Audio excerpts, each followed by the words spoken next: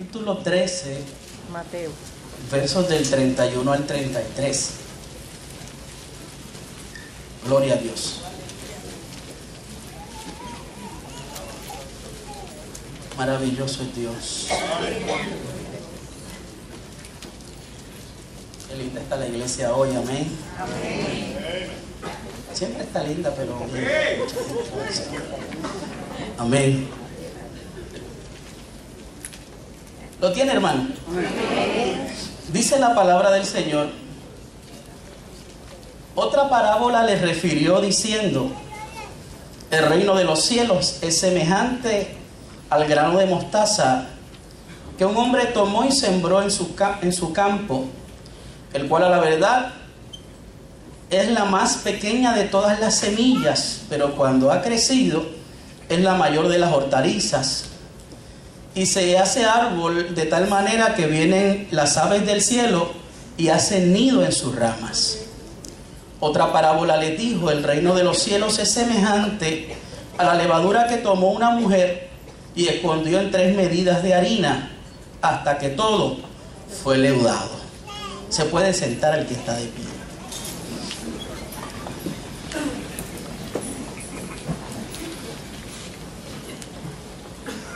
Me gustaría comenzar en esta mañana con una ilustración acerca de la importancia de no dormirse, de la importancia de no quedarnos en el confort,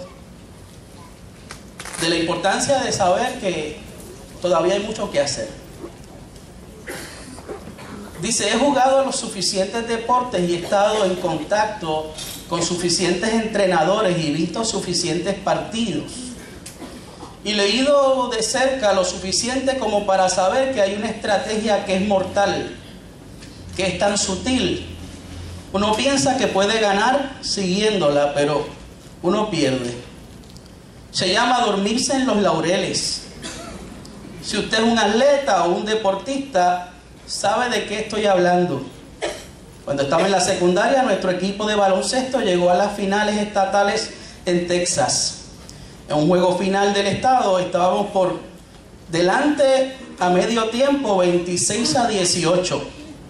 El entrenador dijo: ahora ya los tenemos. Ya los tenemos. Simplemente tómelo con calma. ¿Saben? Perdimos 41-40.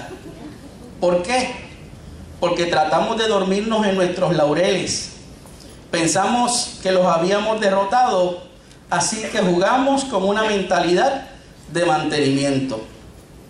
Una iglesia que crece nunca está tan adelante como para que pueda darse el lujo de dormirse en los laureles.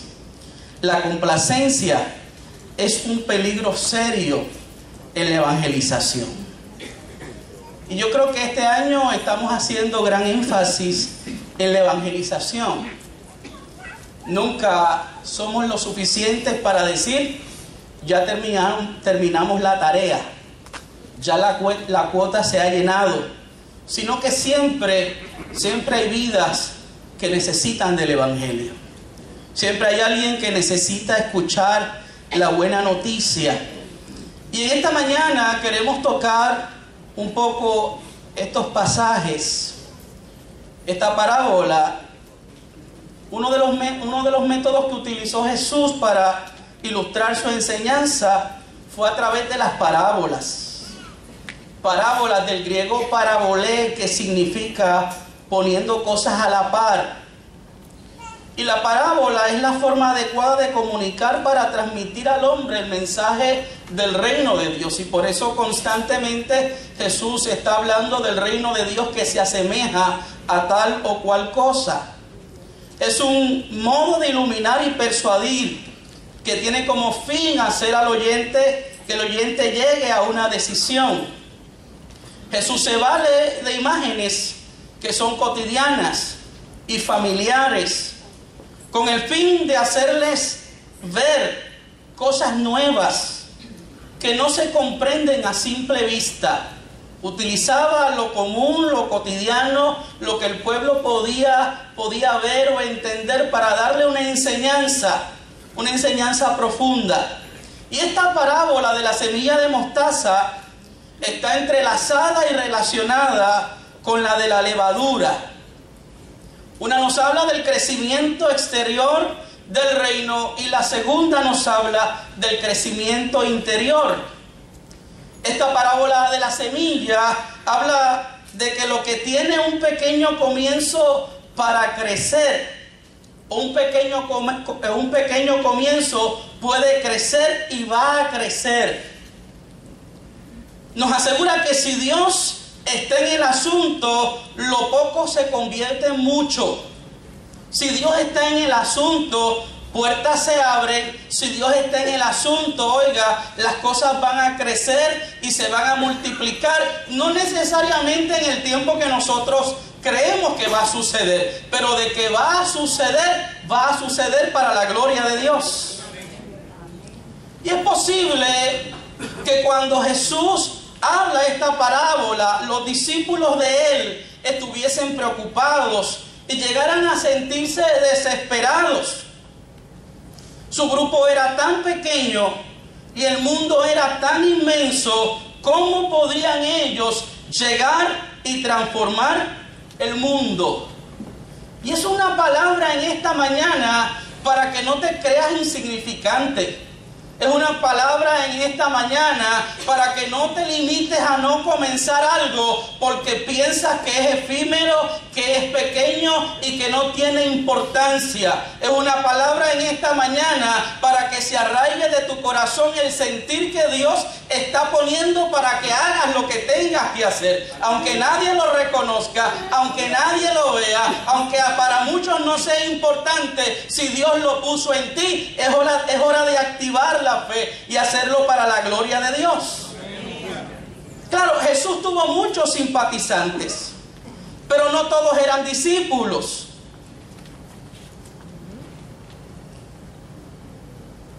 ¿Cómo te consideras tú en esta mañana? ¿Simpatizante o discípulo?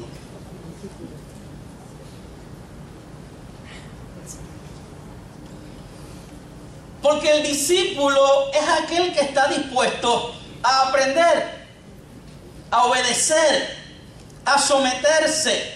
Si es posible, quiere llegar a ser como su maestro, mientras que el simpatizante es a quien le parece grato lo que escucha, lo que oye, asiente en algunas cosas, pero no se compromete.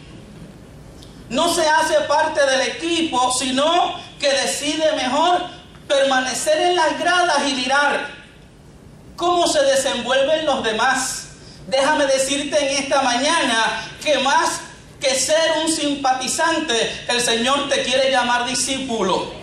Que más que ser alguien que te atraen algunas cosas de la fe y piensas que algunas cosas son chéveres y agradables, el Señor lo que anhela de tu vida es que tú le sigas, es que tú estés dispuesto a dejarlo todo, tomar tu cruz y seguirle.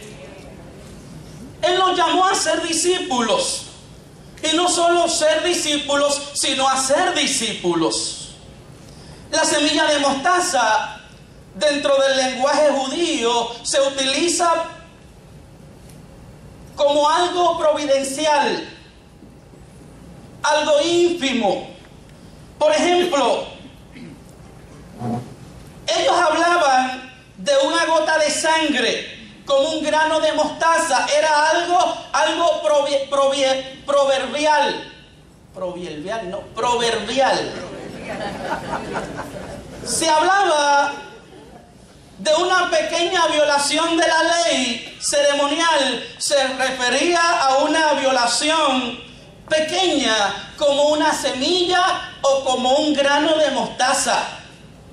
El mismo Jesús empleó la frase en este sentido cuando comparó la fe como un grano de mostaza en Mateo capítulo 17, el verso 20. Y claro, en el contexto del capítulo 17, Jesús está amonestando a sus discípulos. que su falta de fe fue la razón por la cual no vieron la sanidad en aquel muchacho que sus padres habían traído a Jesús. Es cuando Jesús está en el monte y los discípulos tienen la experiencia de aquel muchacho que vienen sus padres desesperados con una crisis, con una situación dolorosa, y ellos habían fracasado. Ellos no habían logrado beneficiar o bendecir a aquella familia. Ojalá nosotros no estemos fracasando en la labor que Dios nos encomendó. Ojalá cuando el Señor venga, encuentre que hemos sido efectivos en lo que corresponde a llevar su evangelio, en lo que corresponde a llevar la buena noticia a aquellos que están perdidos y abatidos. Porque si algo hizo Jesús con sus discípulos es que los dotó de lo necesario para que pudieran ser efectivos. No los dejó al garete. No fue que les dijo, mire, píntenme en esa casa, pero no les dio brocha, no les dio pintura, no les dio nada. No fue que les dijo, constrúyame esa pared, y no le dio bloque o mezcla. Él le dio todo lo necesario para que el trabajo fuera efectivo, pero ellos habían fracasado. Y en este pasaje no solo se destaca el tamaño de la semilla, sino la capacidad que tiene para no dejarse morir. La fe como un grano de mostaza es el tipo de confianza en Dios que no se da por vencido. Es la confianza que no cede, que mantiene su contacto, ininterrumpido y vital con Dios. Y por lo tanto sigue orando fervientemente, sabiendo que Dios a su tiempo, a su manera, va a otorgar la bendición que nosotros necesitamos. Esa fe, como un grano de mostaza, es esa fe constante. Esa fe vincula a quien la tiene, con los recursos inagotables e infinitos del poder, de la sabiduría y del amor de Dios. Eso es la fe que debemos tener nosotros. Obra en armonía con la revelación de Dios en su palabra. Este pasaje de la fe como un grano de mostaza, lo que nos dice a nosotros los puertorriqueños en arroz y habichuela y pollo o chuleta, es que, si el creyente o el discípulo tuvieran las agallas que tiene el granito de mostaza, que tiene que ser sembrado a una profundidad muy grande para su tamaño, y tiene que ser aplastado, por mucha tierra, lucha por sobrevivir, se nutre y germina. Si la fe nuestra es de esa manera, nada nos será imposible. Ninguna tarea encomendada por el Señor va a ser imposible de realizar. Así que, hermanos, si la circunstancia te aplasta, si tu lucha como el granito de mostaza, tienes que seguir hacia adelante, avanzando, aunque sea poco a poco, sin detenerte. Mientras trabajaba con este sermón, me vino a la mente ese poema de La Brecha, o En la Brecha. Hay una palabra que no la voy a decir que dice el poema. Que dice, hermano, si el dolor te abate, si el cansancio tus miembros entumece, haz como el árbol seco reverdece, y como el germen enterrado late. Resurge, alienta, grita, anda, combate, vibra, ondula, retruena, resplandece. Haz como el río con la lluvia, crece, y como el mar contra la roca bate. De la tormenta al iracundo empuje, no has de balar como el cordero triste, sino rugir como la fiera ruge. Levántate, revuélvete, resiste, haz como el toro acorralado muge, o como el toro que no muge, embiste. Es la fe que tenemos nosotros que evidenciar que tener. Sigue latiendo, sigue rugiendo, sigue adelante, venciendo en el nombre del Señor. No te detengas. Ahora, volviendo al pasaje de Mateo 13, el reino de los cielos comienza desde el principio más ínfimo, pero nadie sabe hasta dónde tendrá su alcance. Nosotros creemos lo que postula, lo que dice la palabra. Oiga, que la tierra será llena del conocimiento de la gloria de Dios, como las aguas cubren la mar. Por eso la Escritura dice: echa tu pan sobre las aguas, porque después de muchos días, ¿qué? Lo hallarás.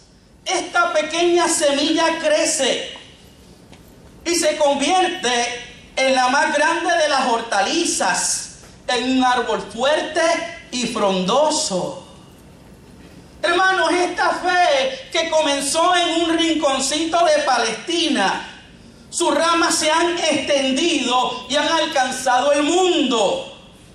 Esta fe sencilla ha tocado corazones en los lugares más remotos.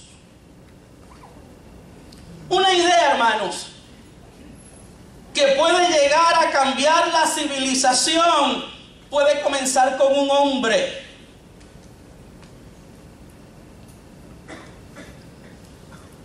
La idea debe encontrar un hombre para poder poseerlo. Pero cuando una idea encuentra un hombre, empieza una corriente que no se puede detener con nada. La Biblia enseña, hermanos, que el Señor pone en nosotros el querer como el hacer por su buena voluntad. ¿Qué está latiendo en tu corazón? ¿Qué está latiendo en lo profundo de tu alma? ¿Qué sentir ha puesto Dios en ti? No te limites, no te encierres en tu capacidad, y dale la oportunidad a Dios que como instrumento te use para su gloria. Un testimonio debe comenzar con un hombre.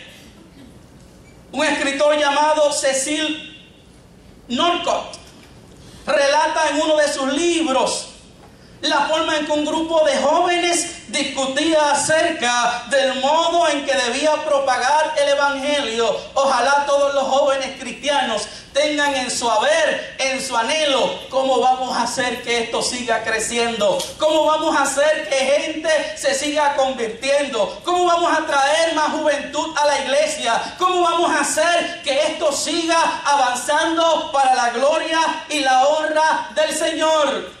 Yo quiero estar en una reunión donde escuche, oiga, esa conversación entre los jóvenes, donde escuche esa conversación entre los adultos. ¿Qué vamos a hacer para que el evangelio siga avanzando? Para que la gente siga convirtiéndose, para que la gente siga creyendo. Se reúne este grupo de jóvenes y hablaban sobre la propaganda, la literatura y todos los métodos que podían emplear para diseminar el evangelio. Entonces habló una muchacha que se encontraba entre el grupo, que venía de África, y dijo: cuando en África queremos enviar el cristianismo a una de nuestras aldeas, llevamos a una familia cristiana a vivir en la aldea y convierten a la aldea en el cristianismo por el hecho de vivir allí. Ojalá que el lugar donde vives, tu casa sea un faro de luz. Ojalá en el lugar donde tú te encuentres, tu casa haga la diferencia, sea el oasis que la urbanización necesita, sea la luz que necesita la oscuridad de la barriada, sea el lugar, hermanos, que necesitan para conocer el evangelio. Y en el contexto nuestro hoy, que estamos trabajando con las escuelas bíblicas de extensión, ojalá esa marquesina se convierta en el oasis de bendición para los niños de nuestro país. Amén. Ojalá esa marquesina se encuentre en el lugar, oiga, donde el alma de los niños sea vivificada con la palabra de Dios. en cualquier grupo o sociedad, en cualquier escuela o fábrica, tienda u oficinas, más de una vez ha sucedido que lo que hizo llegar el cristianismo o al cristianismo al grupo fue el testimonio de un individuo, fue el testimonio de una persona. El hombre o la mujer que están inflamados, hermanos, por el amor de Dios, inflamados de amor hacia Cristo, son los que encienden la chispa a la vida de los demás. Es el poder del testimonio, es el poder de la experiencia vivida con Dios lo que impacta. No es la quejabanza, no es la inconstancia. Al contrario, la quejabanza o la inconstancia, esa palabra no está en la Real Academia Española. Es una palabra nativa puertorriqueña evangélica. Pero la quejabanza y la inconstancia detienen la avanzada del reino. Porque oiga, ¿cómo puede la vida de alguien ser impactada si ve a su vecino cristiano de todos los días que va a la iglesia, oiga, quejándose y hablando de lo mal que está el país y hablando de lo mal que están las cosas y diciendo tantas cosas negativas? Detienen que se establezca el gobierno de Dios entre los hombres. Una reforma comienza con una persona. Alguien dijo, vive de tal manera que no te avergüences de vender tu lora a la chismosa de la ciudad. Cuando yo leí eso no lo entendía bien y le dije a mi esposa, ven acá, interprétame esto con el griego que tú tienes, interprétame bien esto. Oiga, pero si uno está seguro de lo que uno hace, de cómo uno vive como creyente, del testimonio que uno da, no importa si vendemos el loro que le dice, y oiga, y le dice todo lo que uno ha hecho o todo lo que ha escuchado de uno a los demás. No importa sea la chismosa del barrio, lo importante es que el testimonio tuyo se va a diseminar. Oiga, la causa del evangelio se va a disparar y muchos vendrán a la fe. Una de las grandes historias de la iglesia cristiana es la de Telemaco, un misionero asiático. Según dice la tradición, recibió un llamado de ir a Roma. Y aunque esta ciudad era considerada cristiana, como Puerto Rico, que es considerado cristiano, miraba unas estadísticas que decían que el 97% de los puertorriqueños son cristianos. Y si el 97% de los puertorriqueños son cristianos, ¿por qué la sociedad está de mal en peor? ¿Por qué la criminalidad sube todo el tiempo? ¿Por qué los abusos suben todo el tiempo? ¿Por qué tantas cosas negativas siguen pasando en nuestra sociedad? ¿Por qué se tratan de implantar leyes que van en contra de lo que el cristianismo enseña? Si el 97%, oiga, de los puertorriqueños profesan ser cristianos. Porque una cosa es, oiga, ser discípulo y otra es ser simpatizante. Una cosa es ser cristiano practicante y otra es ser cristiano nominal. Recibe el llamado de ir a Roma. Todavía se celebraban luchas entre gladiadores y multitudes se gozaban ver correr la sangre. Pero dice que Telemaco se encaminó hacia las luchas. Habían 80,000 personas allí. Se sintió horrorizado y pensó, ¿acaso estos hombres que peleaban entre sí no eran también hijos de Dios? Tu vecino es hijo de Dios también. Tu jefe que te hace la vida de cuadritos es hijo de Dios también.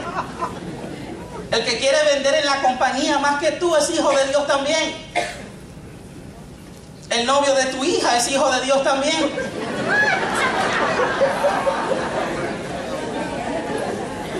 Tu yerno, tu suegro es hijo de Dios también. La nuera. ¿Acaso no son estos también hijos de Dios? Así que dice la tradición que saltó de su asiento sobre la arena y se paró en medio de los gladiadores. Lo empujaron hacia un costado y volvió. La multitud comenzó a arrojarle piedras. Volvió a ubicarse entre los gladiadores con dificultad. Se escuchó la orden del prefecto y fue muerto a espada. De repente se hizo un silencio. De golpe la multitud percibió lo que había ocurrido. Un hombre santo yacía muerto. Algo sucedió en Roma ese día. Porque luego de esto no hubo más luchas de gladiadores. Alguien tiene que comenzar una reforma. Alguien tiene que comenzar a hacer algo distinto. Alguien tiene que comenzar, hermanos, a moverse en fe y actuar conforme a lo que Dios está poniendo en el corazón. ¿Cómo hacerlo? Dios te dictará, Dios te hablará, Dios podrá la inquietud. Un hombre llamado Jack Cooper, un oftalmólogo de Dallas, en lugar de la consabida tabla estándar con una leyenda que le ponía a aquellos que no podían ver, dijo: este es un buen tiempo para que todos los hombres buenos vengan a ayudar a su país para examinar los ojos. Y él hizo preparar una que dice: Dios te ama y tiene un plan maravilloso para tu vida. Él opera cataratas, lo que les da a sus pacientes de nuevo la vista. Luego, cuando vuelven para el chequeo, él le dice: veamos cómo la ve. Les hace leer: Dios te ama y tiene un plan maravilloso para tu vida. Vaya, puede usted leerlo. Dios te ama y tiene un plan maravilloso para ti. Oiga, y ellos se preguntaban: ¿qué quiere decir esto? Yo no sé qué idea Dios estará poniendo en tu mente y en tu corazón para evangelizar a tus amigos, para evangelizar a tus vecinos, para evangelizar a la gente de tu trabajo, para evangelizar a la niñez de este país. Pero déjame decirte en esta mañana que Él cuenta contigo y te necesita.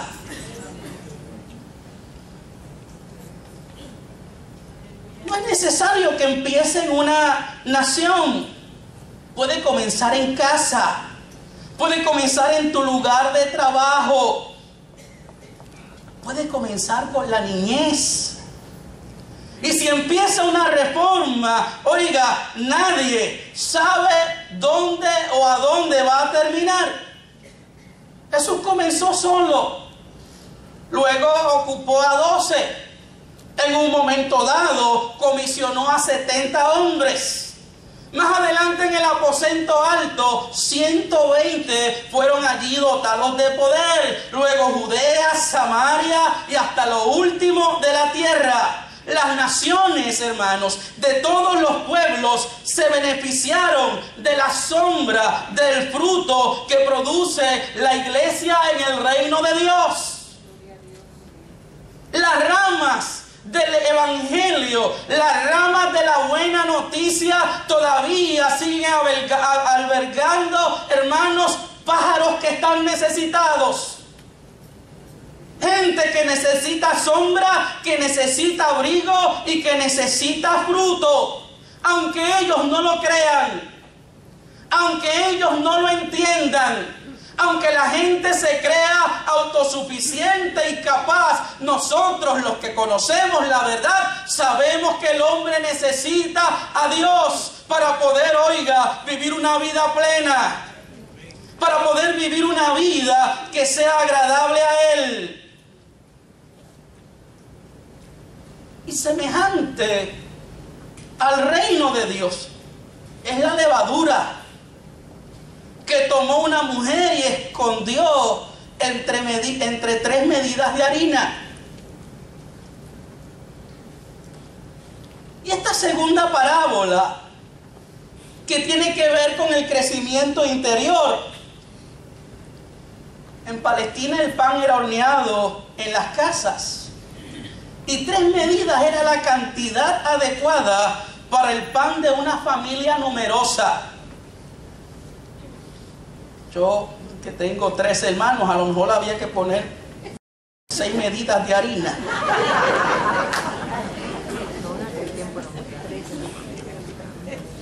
La levadura era un pequeño trozo de masa que se había guardado de la última horneada, y al guardarla se había fermentado.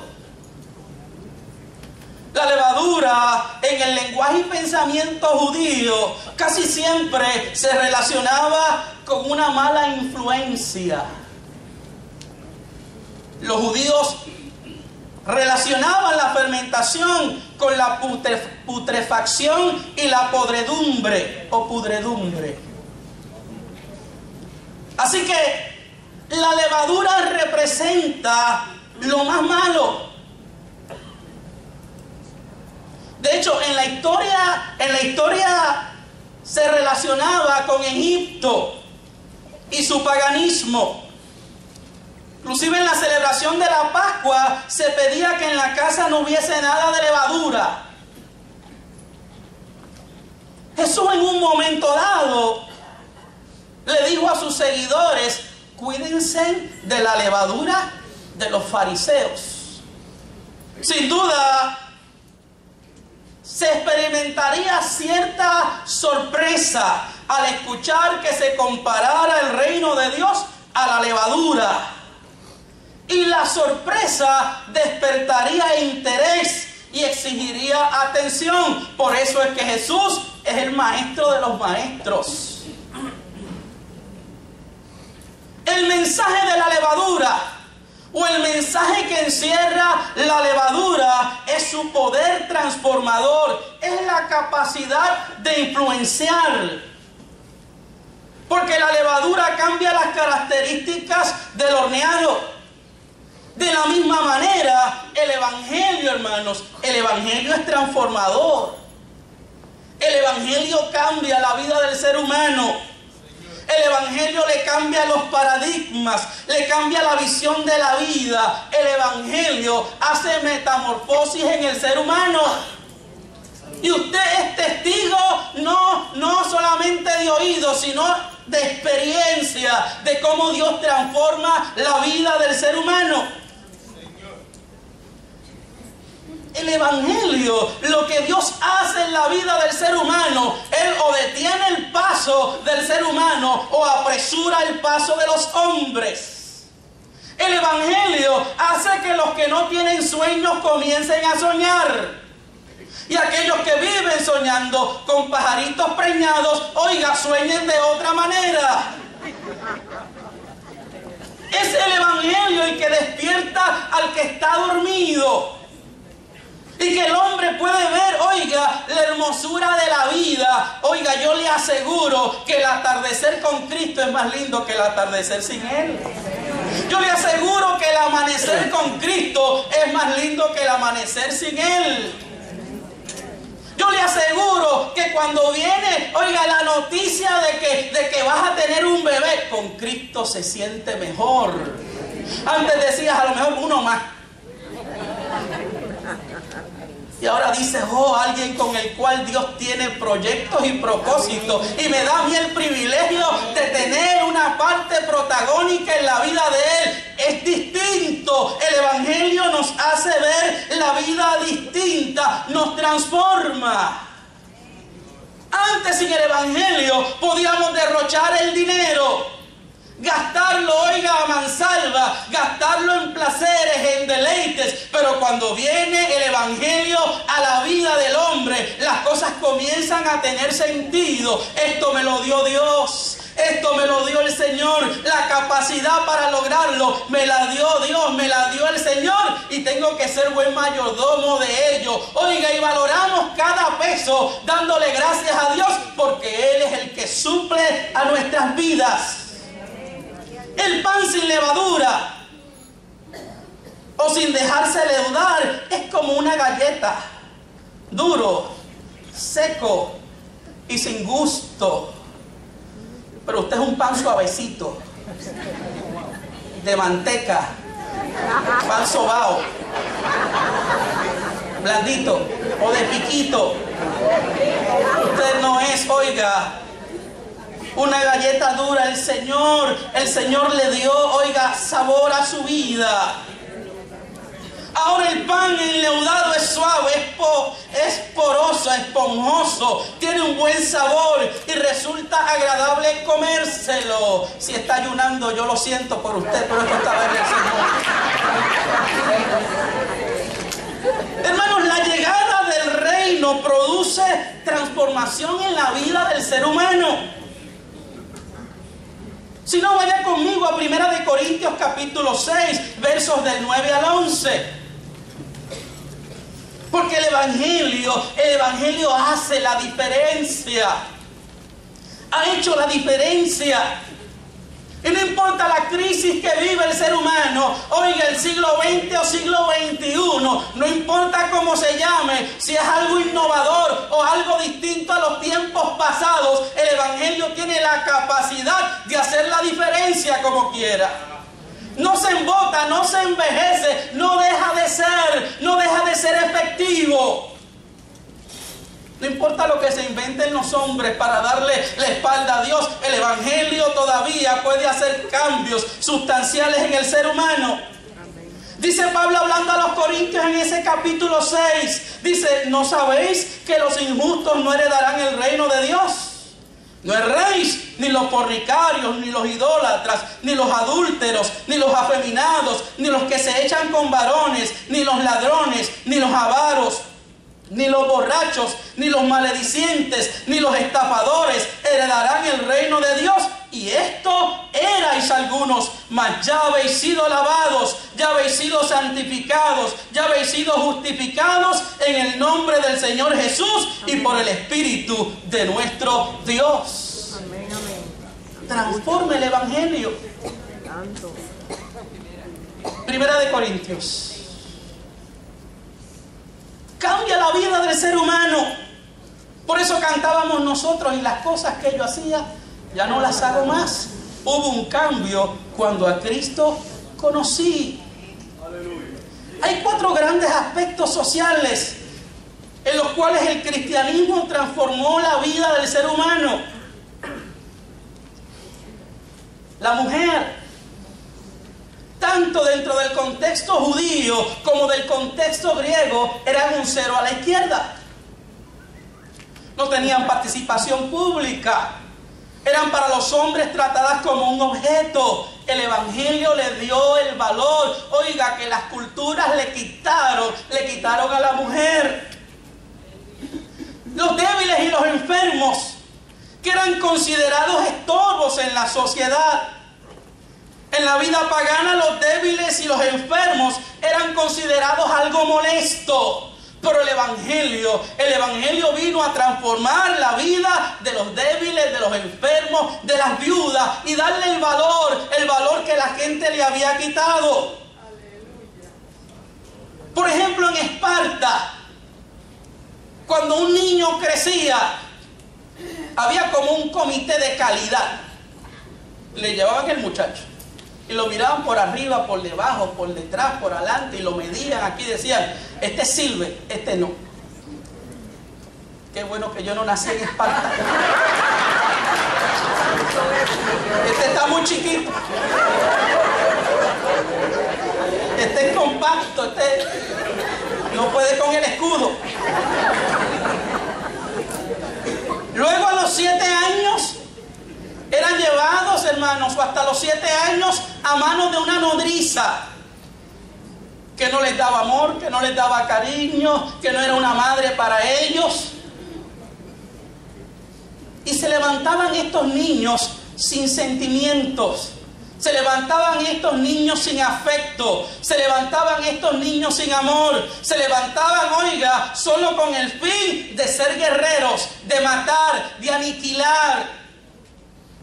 Pero el cristianismo cambió, oiga, la vida de los niños. El cristianismo le dice a nuestros niños, ustedes son del Señor. Fue la primera religión que se interesó por las cosas defectuosas que hay en la vida. Aún la vida de los ancianos, cuyos días de trabajo habían terminado, solo servían para ser descartados como trapos viejos. El cristianismo los trató como personas. El cristianismo los trató no como instrumentos de trabajo. Es más, el cristianismo nos manda a honrar a nuestros viejos, a honrar a nuestros ancianos, a escuchar de la sabiduría y la experiencia que ellos tienen. El cristianismo, oiga, vino a darle el valor que tenía todo lo que el mundo, lo que el enemigo y la cultura le había quitado. La vida de los niños se veía amenazada por la decadencia del hogar, oiga, por la situación del matrimonio, donde una mujer podía divorciarse y tener un marido nuevo cada año. Prácticamente era poco lo que se responsabilizaban por los niños. Pero Jesús vino a darle el valor que merecían ellos. Dejen a los niños venir a mí, porque de ellos es el reino de Dios. El que no recibe, oiga, el reino de Dios como un niño, no entrará en él. Hermanos, como la semilla de mostaza, Dios obra de adentro hacia afuera. Pero hay que esperar con paciencia.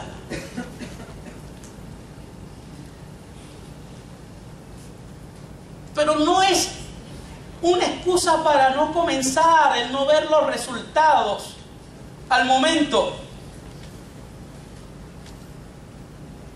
No esperes que otro empiece. Empieza tú. No esperes que otro haga el trabajo. Hazlo tú. El infierno se ha inventado, oiga, estrategias en contra de la vida de la iglesia, en contra del cristianismo, en contra de la niñez, en contra de tantas cosas que son importantes para nosotros. Nosotros, hermanos, tenemos que también trabajar con estrategias para lograr los planes y el propósito de Dios. Si algo Dios nos dio a nosotros los creyentes fue inteligencia. Inclusive la Biblia enseña que somos los más sabios, oiga, de este mundo, porque el principio de la sabiduría es el temor a Jehová. Empieza a evangelizar. Empieza a hacer algo para alcanzar las vidas que se pierden. La gente se inventa cuantas cosas por ahí y logran alcanzar éxito en muchas de ellas. Vino alguien y dijo, yo voy a inventarme cómo picar una cebolla, y se inventó 4 cosas ahí, oiga, y ha vendido millones de cosas de esas de las cebollas. Yo le digo a los hermanos de Dorado, invéntese algo y patentícelo, hermano. Una forma de barquilla nueva, algo nuevo. Pero de la misma manera tenemos que utilizar las capacidades que Dios nos ha dado para, oiga, que la tarea evangelizadora siga hacia adelante. No te desanimes por lo poco que puedas ver ahora, porque el resultado será bendición para las naciones.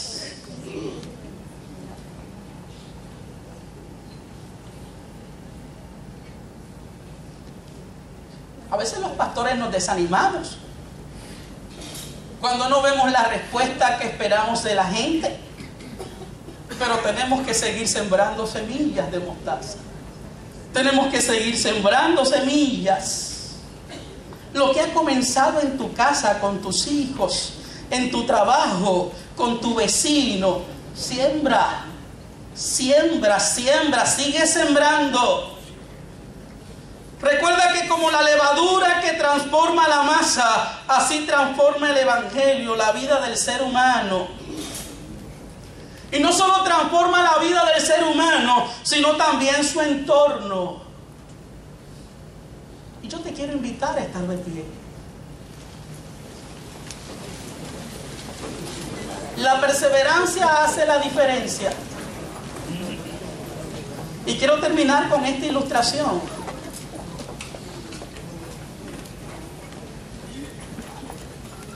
Una vez oí a W.A. Criswell, por algo tiempo pastor de la primera iglesia bautista de Dallas, Texas, contar de un evangelista que le encantaba ir de cacería. El hombre compró 2 cachorros setter, son unos perros lanudos grandes. De lo mejor los tenía en el patio de su casa donde los entrenaba. Una mañana, un arrogante y furioso bulldog pequeño llegó caminando y resoplando por el callejón. Si estuviera en mi iglesia hacía como hacen los bulldogs, pero no, estoy acá. Se metió por debajo de la cerca y entró al patio donde estaban los 2 perritos. Era fácil notar que el bulldog iba en serio. El primer impulso del evangelista fue llevar a sus sitters al sótano y encerrarlos para que no despedazaran al pequeño bulldog. Pero decidió dejar que la criatura aprendiera una lección que nunca olvidaría. Como era de esperarse, se enfrascaron en una pelea en el patio y los 2 sitters y el bulldog se persiguieron vez tras vez alrededor del patio. El pequeño bulldog por fin decidió que había recibido lo suficiente. Así que se escurrió por debajo de la cerca y se fue. Todo el resto del día se quejó y se lamió las llagas.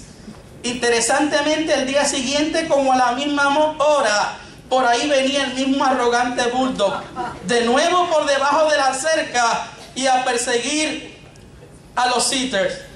Una vez más, los 2 perros de casa hicieron de las suyas con el pequeño y gambado animal, y se lo hubiesen comido si no hubiese escapado de nuevo por el callejón. ¿Puedes creerlo? Al día siguiente volvió, a la misma hora y el mismo sitio y con los mismos resultados.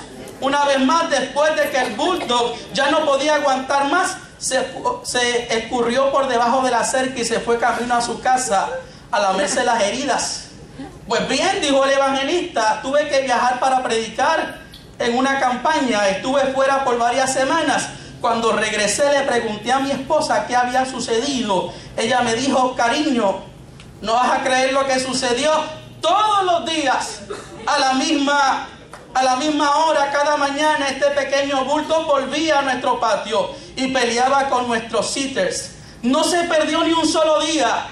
Y quiero que sepas que hemos llegado al punto en que nuestros sitters oyen al bulldog resoplando por el callejón y notan que está escurriéndose por debajo de la cerca y al instante empiezan a quejarse y corren al sótano. Este pequeño bulldog trota por nuestro patio como quien fuese el dueño.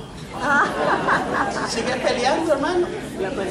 Sigue para adelante, aunque hayan heridas en el camino, pero en el nombre del Señor vas a lograr alcanzar el éxito para su gloria.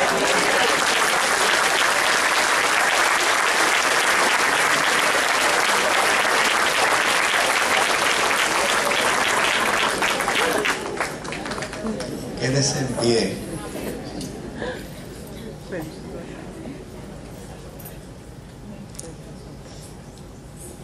Hay momentos que necesitamos escuchar la palabra de Dios para estimularnos, para concienciarnos de esa expresión del apóstol. Todo lo puedo en Jesucristo, porque Él me fortalece. Inclina tu rostro por un momento. Quisiera aprovechar el tiempo para hacer 2 cosas. La primera de ellas invitar a quien desee reafirmar su fe en Jesús, reconciliar su vida con Dios, abrazarse a Jesucristo. Si hay alguien en esta mañana que desea hacerlo, que desea abrazarse a Jesús, que desea reconciliar su vida con el Señor, yo le invito para que donde esté me levante su mano y me haga saber que desea reconciliar su vida con Dios, acercarse a Jesucristo. Si hay alguien levantándome su mano, me hace saber que puedo orar a Dios por usted. Si no, qué bueno que llegó hoy a la casa del Señor. Y qué bueno que puede decir como el salmista al salir de la casa del Señor: hubiera yo desmayado si no conociese que veré la bondad de Jehová en la tierra de los vivientes. Amén. Tenemos confianza y esperanza en el futuro. Tenemos confianza y esperanza en la eternidad. Pero si esa esperanza no se vincula al presente, seríamos solo seres humanos ilusorios. Por eso el salmista dice: lo voy a ver aquí, en el ahora. Lo voy a ver en el día a día. Lo vas a ver hoy y vas a ver la bondad del Señor mañana. Y vas a ver la bondad del Señor el martes. Y lo vas a ver en el caso del tribunal, y lo vas a ver en la entrevista de empleo, y lo vas a ver en la consulta con el médico, y lo vas a ver en la conversación con tu hijo y con tu hija, y lo vas a ver en la plática con tu cónyuge. Vas a ver la bondad de Jehová y vas a ser saturados de la bondad del Señor, y vas a comenzar a entender que por la bondad del Señor, por lo bueno que Él es, tú tendrás una experiencia de gracia y de bendición a lo largo de estos días. Padre, qué buena es tu palabra y cuánto desafío ella hace a nuestras vidas, a nuestros corazones, a nuestro ser. Qué bueno es entender, Señor, que tu palabra nos acompaña en el peregrinar de la vida, en el caminar cotidiano. Cuando las fuerzas son óptimas, tu palabra está con nosotros, y cuando las fuerzas escasean, la gracia de tu palabra no nos abandona. Padre, que esta mañana sea en la vida de mi hermano y en la vida de mi hermana una mañana de saturación de esperanza, de saturación de confianza en ti, Señor, que al salir de tu casa hoy pueda afirmar: tú estás conmigo, tú no me abandonarás, tú no me desampararás, yo veré tu gloria. Y que esta afirmación nos ayude, Señor, para volverlo a intentar. Que esta afirmación nos ayude para volvernos a incorporar. Que esta afirmación nos ayude para ponernos nuevamente en pie. Que esta afirmación nos haga entender, oh Dios amado, que enfilamos nuestro rostro hacia la meta, hacia el objetivo. Que esta afirmación nos lleve a entender, Señor, que en este momento no retrocederemos, No daremos, Señor, no daremos momento a titubear, ni daremos momento ni ocasión, Señor, a flaquear, sino por el contrario, nos incorporamos en tu gracia, nos incorporamos con tu fuerza y afirmamos, Señor, que tú estás con nosotros como un poderoso gigante. Que al salir de tu casa tengamos, Señor, esta afirmación. En el nombre poderoso de Jesús. En tu paz salimos. Amén, Señor. Amén.